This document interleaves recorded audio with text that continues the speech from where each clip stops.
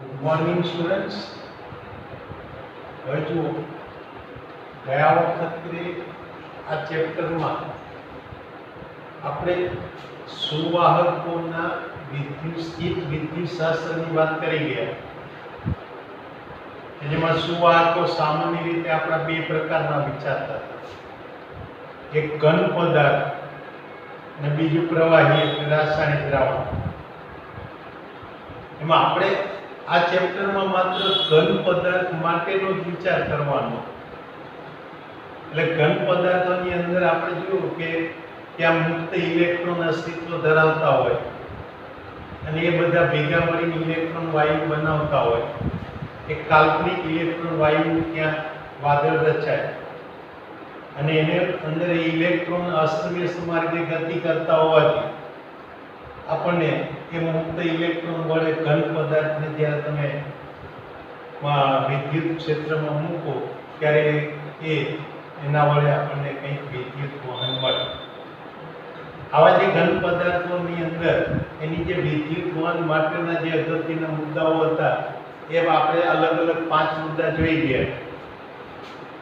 એ જોયા પછી હવે જોઈએ કે ડાઇલેક્ટ્રિક પદાર્થ અને એમાં ધ્રુવીભવન એટલે શું.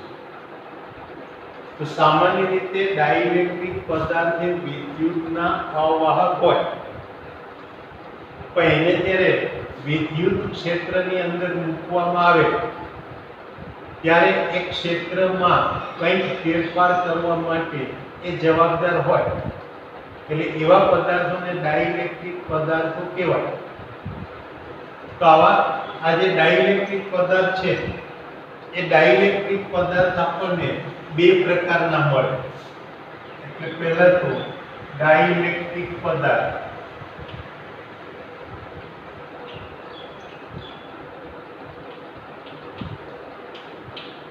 ચલો એના પ્રકારો જોઈએ.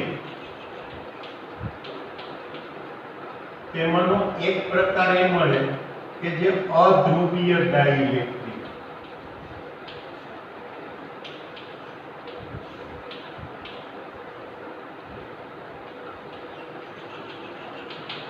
ચલો આવા પદાર્થમાં એટલે આ પદાર્થમાં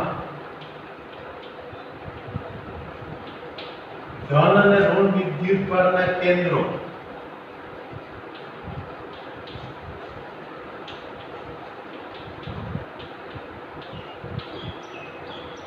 એની અંદર જે વિદ્યુતભારનું વિતરણ થયું હોય તેમાં ધન વિદ્યુતભારનું કેન્દ્ર અને ઋણ વિદ્યુતભારનું કેન્દ્ર એ એક જ બિંદુએ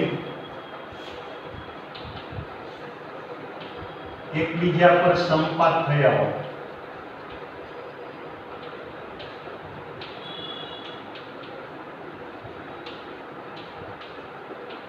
એટલે આવા પદાર્થને આપણે અધ્રુવીય ડાઇલેક્ટ્રિક પદાર્થ કહીશું. એટલે આની અંદર ધન વિદ્યુતભાર અને ઋણ વિદ્યુતભારના કેન્દ્રો એકબીજાથી જુદા હોતા નથી. દાખલા તરીકે અહીંયા આગળ જોઈએ તો આનું ઉદાહરણ જુઓ તો ઓક્સિજન કે હાઇડ્રોજન પરમાણુ એટલે એના અણુઓ. જો ઓક્સિજનના કે હાઇડ્રોજનના અણુઓ લઈએ તો આવા પદાર્થોની અંદર એ અણુઓમાં ધન કે ઋણ વિદ્યુતભાર એ જુદા જુદા કેન્દ્રિત થયા હોતા નથી. એટલે બધા એક જ બિંદુએ કેન્દ્રિત થયા હોય. એટલે આવા અધ્રુવીય ડાઇલેક્ટ્રિક પદાર્થ મળે. હવે અધ્રુવીય ડાઇલેક્ટ્રિક પદાર્થમાં પણ એક ડાઇલેક્ટ્રિક પદાર્થ એવો કે અધ્રુવીય ડાઇલેક્ટ્રિક ને જો બાહ્ય વિદ્યુત ક્ષેત્રમાં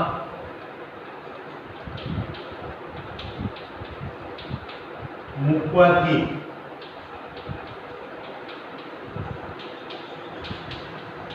તો તેમાં વિદ્યુત ડાયપોલ પ્રેરિત થાય.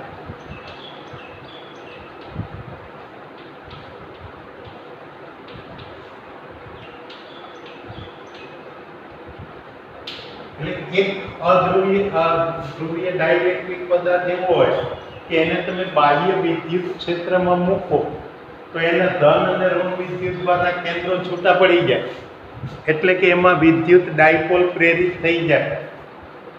જ્યારે બીજો અધ્રુવીય ડાઇલેક્ટ્રિક પદાર્થ એવો હોય કે જેમાં એ વિદ્યુત ડાયપોલ પ્રેરિત થઈ શકતા નથી. એટલે આ બીજા પ્રકારના અધ્રુવીય ડાઇલેક્ટ્રિકમાં બાહ્ય ક્ષેત્રમાં મૂકવા છતાં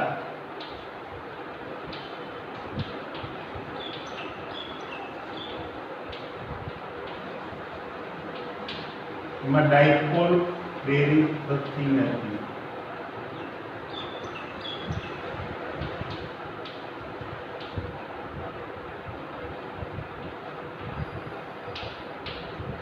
તો આપણે તો પહેલા પ્રકારના જ અધ્રુવીય ડાઇલેક્ટ્રિકની વાત કરીશું કે જે ઓક્સિજન અથવા તો હાઇડ્રોજનના અણુઓ આપણને જોવા મળે કે જેને આપણે બાહ્ય વિદ્યુત ક્ષેત્રમાં મૂકીએ ત્યારે એ પદાર્થમાં અહીંયા વિદ્યુત ડાયપોલ પ્રેરિત થાય.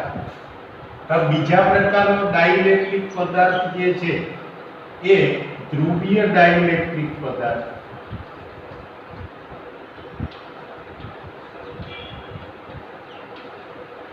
એટલે ધ્રુવીય ડાઇલેક્ટ્રિક પદાર્થ એનો અર્થ એ કે આ પ્રકારના પદાર્થમાં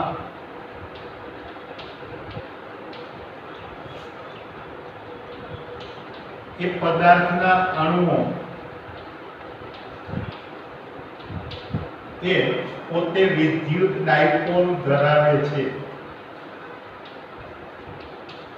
એટલે કે વિદ્યુત ડાયપોલ મોમેન્ટ ધરાવે છે.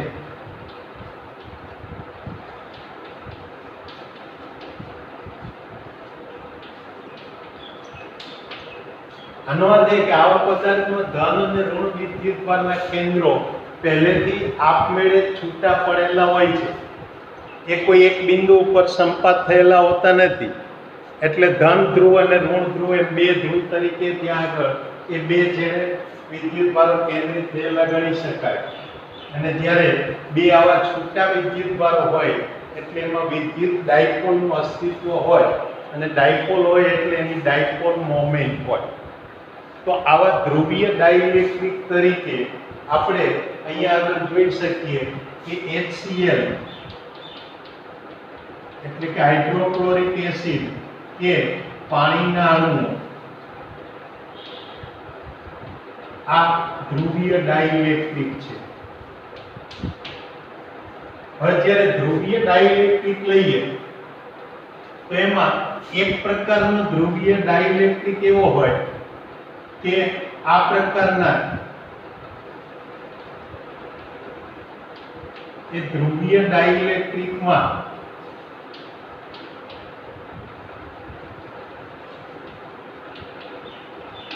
જે ડાયપોલ મોમેન્ટ છે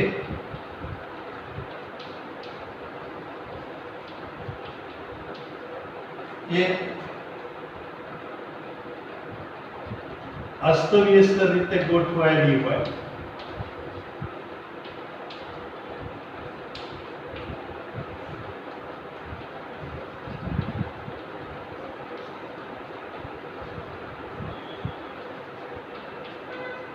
એટલે સામાન્ય રીતે જોઈએ તો આ ધ્રુવીય ડાઇલેક્ટ્રિક પદાર્થમાં એ ડાયપોલ મોમેન્ટ છે બધી અસ્તવ્યસ્ત રીતે ગોઠવાયેલી હોય અને અસ્તવ્યસ્ત રીતે ગોઠવાયેલી હોય તો એની પરિણામી ડાયપોલ મોમેન્ટ એ અહીંયા આગળ શૂન્ય હોય છે.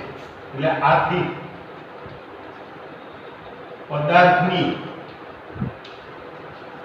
પરિણામી ડાયપોલ મોમેન્ટ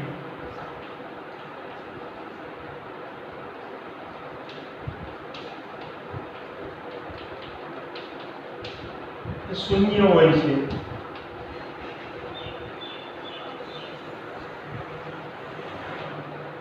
એટલે આ એક પ્રકારના ડાયપોલ થયા કે જે ધ્રુવીય ડાયપોલ થયા કે જેમાં એ પદાર્થના અણુઓમાં ડાયપોલ મોમેન્ટ હોય પણ એ જુદા જુદા અણુઓની ડાયપોલ મોમેન્ટ એ અસ્તવ્યસ્ત દિશામાં ગોઠવાયેલી હોય અને એને કારણે તમે જ્યારે સમગ્ર પદાર્થનો વિચાર કરો તો એ સમગ્ર પદાર્થની ડાયપોલ મોમેન્ટ એ શૂન્ય થાય.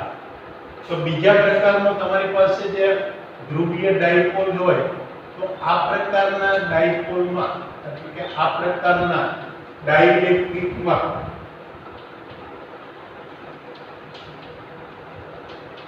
એ અણુઓની જે ડાયપોલ મોમેન્ટ છે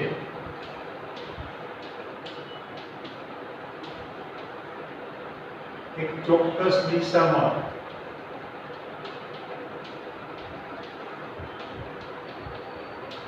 ગોઠવાયેલ હોય, પરિણામે પદાર્થ ત્યાં પોતે કંઈક પરિણામી ડાયપોલ મોમેન્ટ ધરાવતો હોય. પણ આપણે એવા પદાર્થોનો વિચાર કરવો નથી અત્યારે આપણે માત્ર બે જ ડાઇલેક્ટ્રિક પદાર્થનો વિચાર કરવો છે. એક તો કે અધ્રુવીય ડાઇલેક્ટ્રિક પદાર્થ અને બીજો ધ્રુવીય ડાઇલેક્ટ્રિક કે જેમાં પદાર્થની પરિણામી ડાયપોલ મોમેન્ટ શૂન્ય છે. તો હવે અહીંયા આગળ જ્યારે તમે આ ડાઇલેક્ટ્રિક પદાર્થ એટલે કે ધ્રુવીય કે અધ્રુવીય,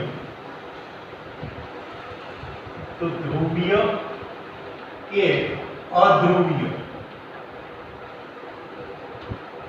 કે ડાઇલેક્ટ્રિક ને જ્યારે બાહ્ય વિદ્યુત ક્ષેત્રમાં મૂકવામાં આવે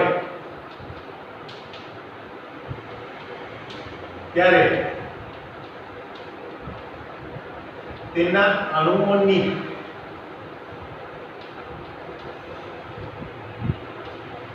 ડાયપોલ મોમેન્ટ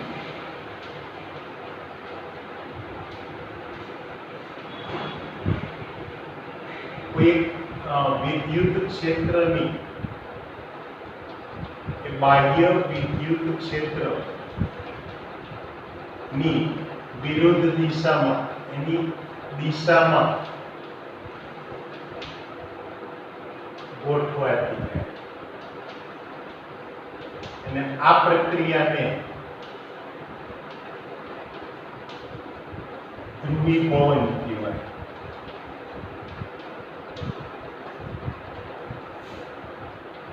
એટલે ધ્રુવીભવન એનો અર્થ એ કે ડાયપોલ મોમેન્ટનું કોઈ ચોક્કસ દિશામાં ગોઠવાવો, પરિણામે જેમ જેમ એ ડાયપોલ મોમેન્ટ એ દિશામાં ગોઠવાતી જાય એમ એ પદાર્થને પરિણામી ડાયપોલ મોમેન્ટ મળતી જાય.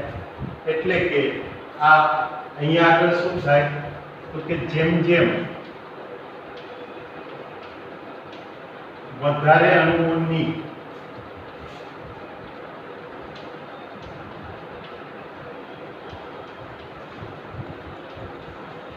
એની ડાયપોલ મોમેન્ટ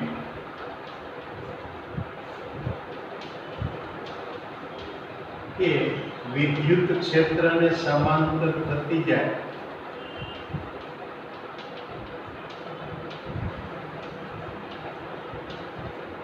તેમ પદાર્થની ડાયપોલ મોમેન્ટ એટલે કે અહીંયા આગળ એક પરિણામી ડાયપોલ મોમેન્ટ માં વધારો થતો જાય.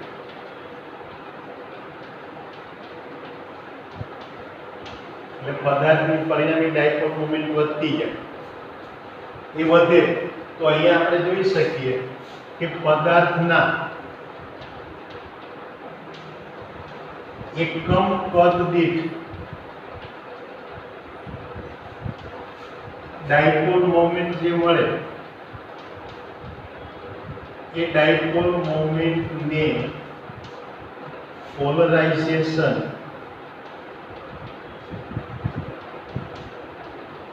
અથવા એને ધ્રુવીભવનની તીવ્રતા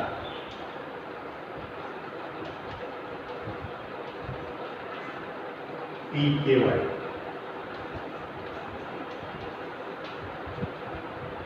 તો આ રીતે ધ્રુવીભવન આપણને મળતું જાય.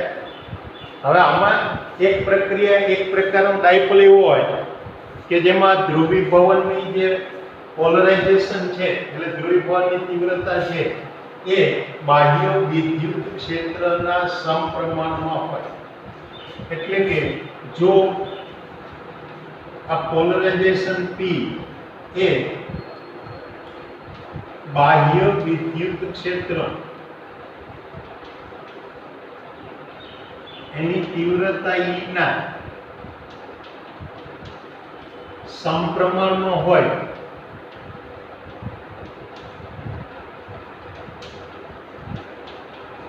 તો એવા પદાર્થને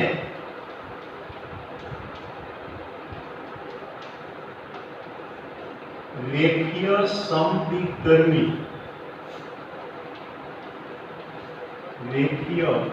સમદ્વિધર્મી ડાયપોલ કહેવાય, એટલે ડાઇલેક્ટ્રિક કહેવાય.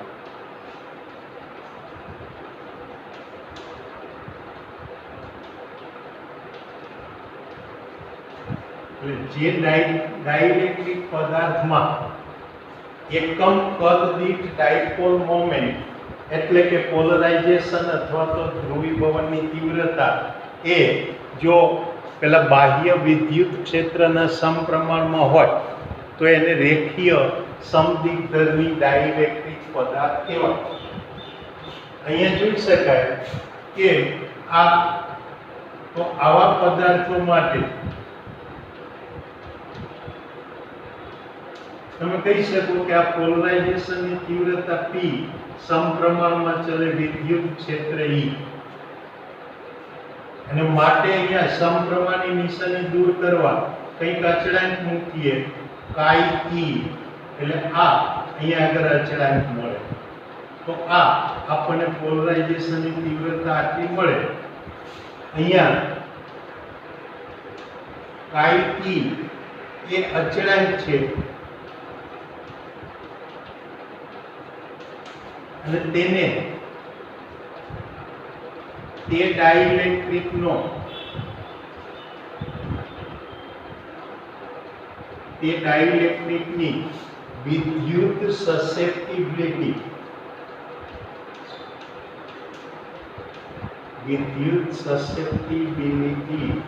કહેવાય. એટલે આ રીતે અહીંયા આગળ આ પોલરાઇઝેશનની તીવ્રતા વધતી જાય.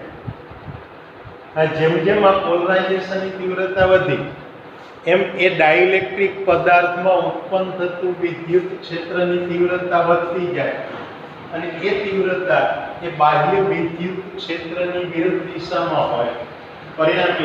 પરિણામી વિદ્યુત ક્ષેત્રમાં આ રીતે થોડો ઘટાડો થતો જાય અને એ ઘટાડો થાય તો આપણે જોઈશું કે આને જ્યારે તમે બાહ્ય વિદ્યુત ક્ષેત્રમાં કેપેસિટર જેવી રચનામાં મૂકો તો એ કેપેસિટરની બે તકતીઓ વચ્ચે આ રીતે જો અહીંયા આગળ વિદ્યુત ક્ષેત્રમાં ઘટાડો થતો હોય તો તમે એ કેપેસિટર ઉપર વધારે વિદ્યુત ભારનો સંગ્રહ કરાવી શકો. એટલે આ રીતે કેપેસિટરનું કેપેસિટન્સ વધારવામાં આ ડાઇલેક્ટ્રિક પદાર્થ મદદ કરે. તો હવે જુઓ કે અહીંયા આગળ આ ડાઇલેક્ટ્રિક પદાર્થની વિદ્યુત ક્ષેત્રમાં વર્તણૂક જોઈએ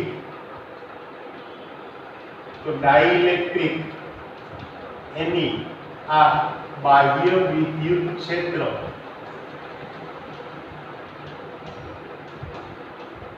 ચલો એમાં મૂકીએ ત્યારે થતા ફેરફારો. તો જો અહીંયા આગળ પહેલા તો આમ જો કે જો બાહ્ય વિદ્યુત ક્ષેત્ર ગેરહાજર હોય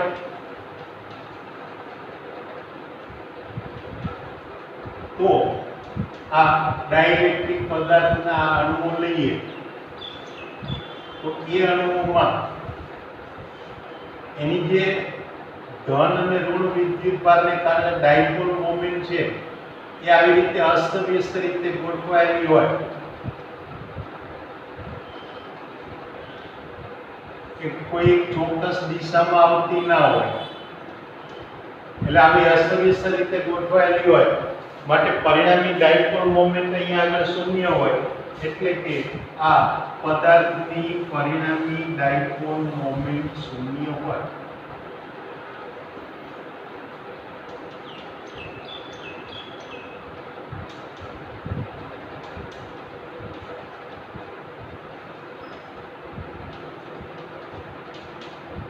તો જો એને બાહ્ય વિદ્યુત ક્ષેત્રમાં મૂકીએ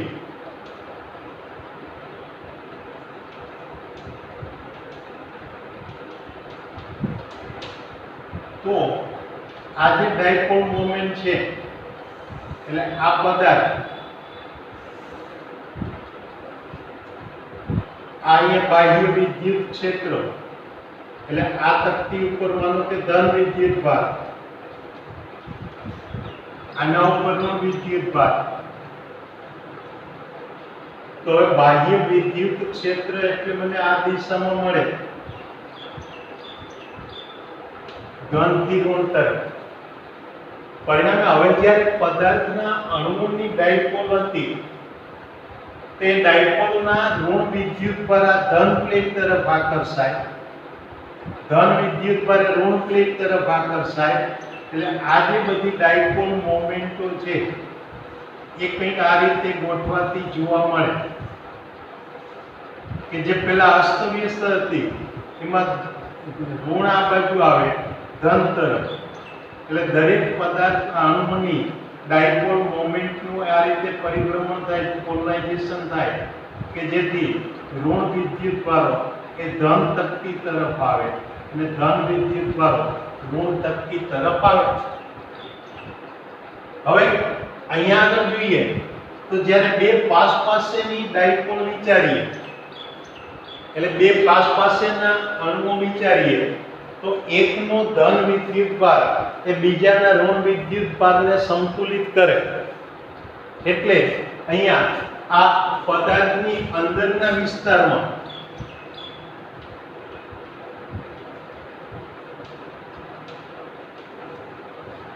એક ડાયપોલનો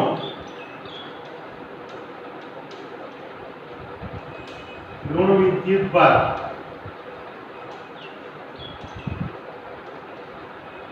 તેના પડોશી ડાયપોલના ધન વિદ્યુત ભારને સંતુલિત કરે અથવા તો એને તટસ્થ કરે.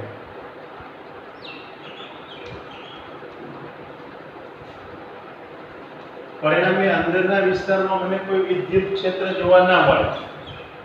એટલે કે જો આ રીતે અહીંયા જોઈશ તો આ પદાર્થની અંદર આ અંદરના વિસ્તારમાં જે વિદ્યુત ક્ષેત્ર છે એ કેટલું થઈ જશે? શૂન્ય. માટે માત્ર બહારના સપાટી ઉપર જ વિદ્યુત ભાર જમા થાય. એટલે આ ડાયપોલ જે છે એકબીજાને તટસ્થ કરે અને આથી આ ડાઇલેક્ટ્રિકની સપાટી પર જ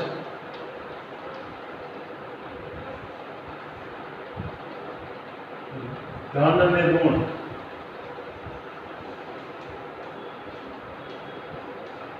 વિદ્યુત ભારો પ્રેરિત થાય, જેને કારણે એ પદાર્થનું વિદ્યુત ક્ષેત્ર બાહ્ય વિદ્યુત ક્ષેત્રની વિરુદ્ધ દિશામાં ઉત્પન્ન થાય. એટલે આ રીતે ત્યાં એ વિદ્યુત ક્ષેત્ર ઉત્પન્ન થાય અને પરિણામે ત્યાં પરિણામી વિદ્યુત ક્ષેત્ર ઘટે.